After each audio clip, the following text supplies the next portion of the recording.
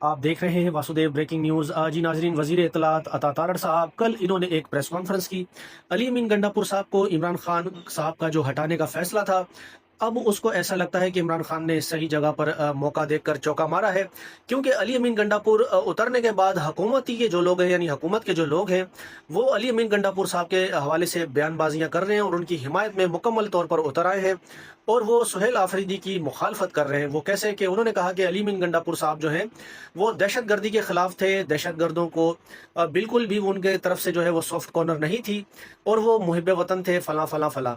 लेकिन सुहेल आफरीदी, जिनको इमरान खान साहब ने नॉमिनेट किया है, इनको वो कहते हैं कि ये दहशत गर्दों के सहूलतकार हैं और दहशत गर्दों के लिए नरम गोशा रखते हैं और उनकी गोद में ये बैठे होते हैं। तो उन्होंने कहा कि हम आखिरी हद तक कोशिश करेंगे कि सुहेल आफरीदी जो है वो वज़ीर आला ना लग पाए। इसी सिलसिले में आप देखेंगे गवर्नर जो है खैबर पख्तूनख्वा के, वो इनकारी हो गए हैं। वो कहते हैं कि मुझे जो है वो अपना उनका इस्तीफ़ा मिला ही नहीं अली अमीन गंडापुर साहब का। अली अमीन गंडापुर साहब का आज बयान आया, उन्होंने कहा कि भाई मैंने अपना इस्तीफ़ा पहुंचा दिया है, आप उसको मंजूर करें, ये बचकाना हरकतें छोड़ दें, बचकाना बातें छोड़ दें। फिर उसके बाद पाकिस्तान तहरीक इंसाफ के अभी तक तो जो चीफ मिनिस्टर हैं KPK में, वो अली अमीन गंडापुर साहब हैं। उन्होंने कल एक अशाइया भी दिया जिसमें काफ़ी बड़ी तादाद में अरकान जो है उन्होंने शमूलियत की। वो आए, वहाँ पर 8 अरकान के बारे में बताया जाता है KP असम्बली के, जिनका ताल्लुक तहरीक इंसाफ से है, वो बाहर मुल्क थे, वो इसलिए ना आ पाए।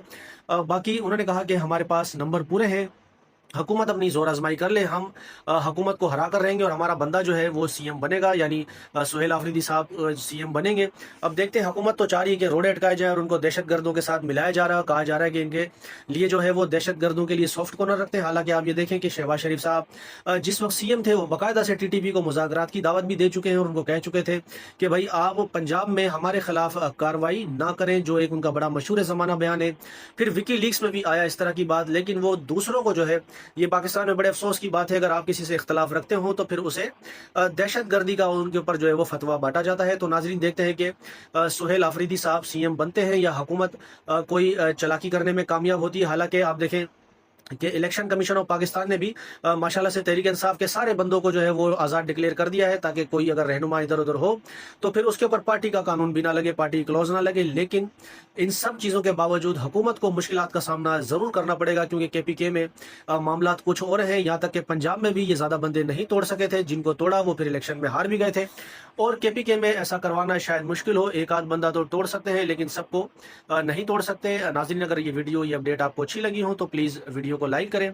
चैनल पर आप नए हो तो चैनल को सब्सक्राइब करें, बेल आइकन को क्लिक करें, ताकि हमारे चैनल की जो भी अपडेट हो वो आपको मिलती रहे।